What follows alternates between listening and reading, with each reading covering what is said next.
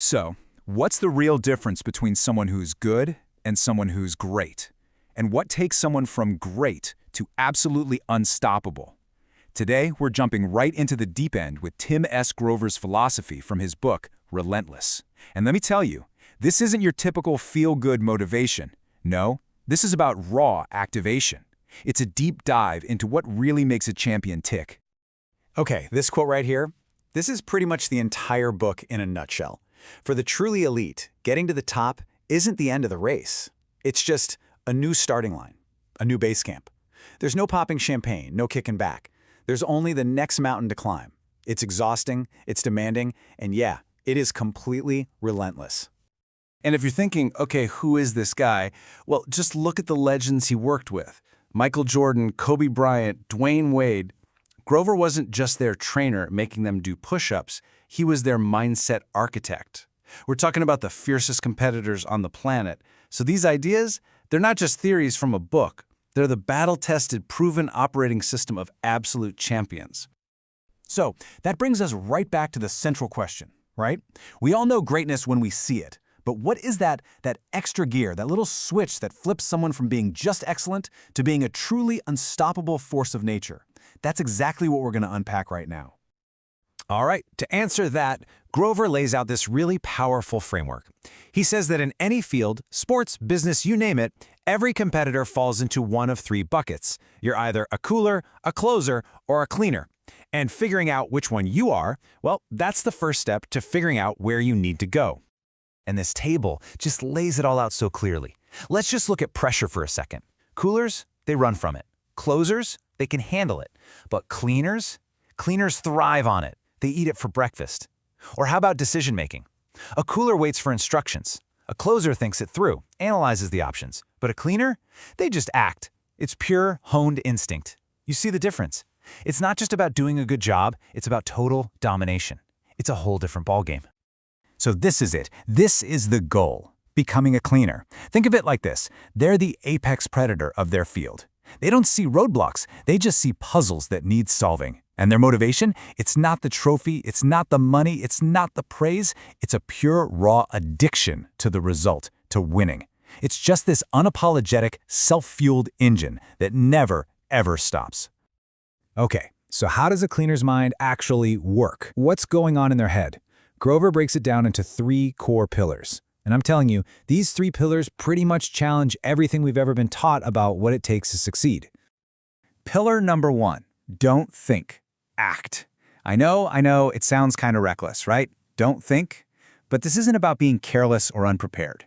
It's actually the complete opposite.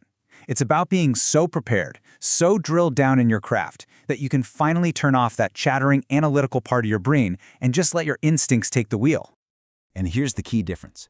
A closer, they still think, they analyze, and in that split second of hesitation, that's when doubt creeps in. But a cleaner? They've already done the thinking 1,000, 10,000 times in practice, so when the game is on the line, there's no more thinking to be done. There is only action. Their instinct is their strategy. All right, now for pillar number two, and this one is probably the most controversial.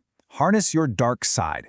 Grover's point is that we all have this primal, raw, aggressive core inside us, and society is constantly telling us to bury it, to suppress it, be nice. Grover says that's a massive mistake. That dark side isn't something to hide, it's a deep well of incredible power. So look at how the three types deal with it.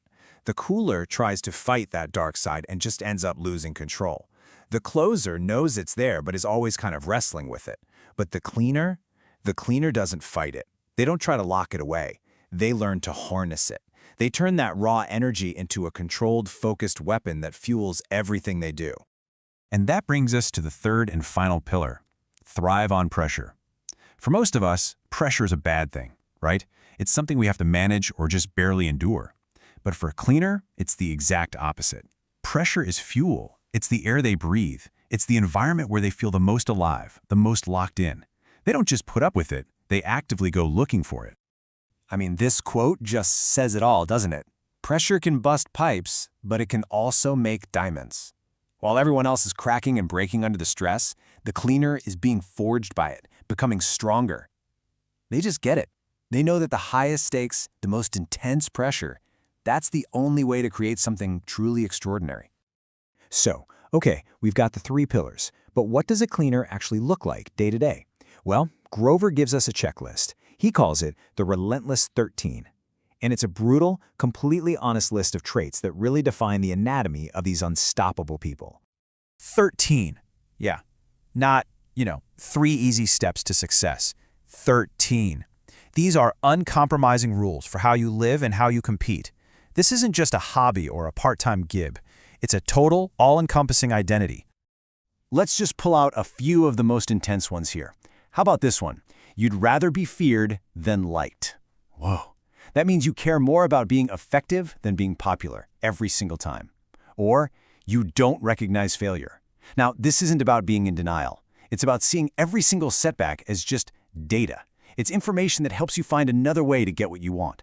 And this one is huge. You are addicted to the results. It's not about the cheers from the crowd or the party afterwards. The result, the win, that's the drug.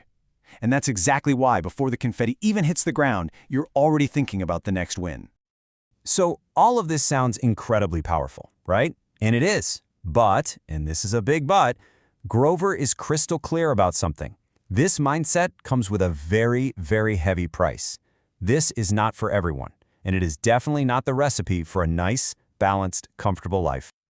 And here's the absolute core of that sacrifice. Being relentless means you are never, ever satisfied. Satisfaction is the enemy. Why? Because the second you feel satisfied is the second you stop pushing, you stop climbing. For a cleaner, that feeling of peace, I made it, that's a red flag. It's a warning sign that you're getting soft. The hunger has to be permanent. So what is the real cost? It's an addiction to results that makes you work when everyone else is sleeping or partying. It means accepting that you'll be isolated because, frankly, most people just won't get it. They won't understand your drive. And maybe most of all, it's living with the kind of internal pressure that is way, way more intense than anything anyone else could ever put on you. And yet, for the few who actually choose this path, this is the mantra they live by. Decide, commit, act, succeed, repeat. It's simple, it's brutal, and it's a cycle that never ever ends. Notice there's no rest or celebrate in there. It's just a loop. You decide on the goal, you commit 100%, you act, you succeed, and then you immediately start the whole process over again on something even bigger. And that really leaves us with one final, piercing question. Look, it's easy to say you want to be the best. Everybody says that. But after hearing all this, the pillars, those 13 traits, the massive personal cost, you have to ask yourself, are you really willing to do what it takes? The answer to that one question? Well, that's what separates everyone.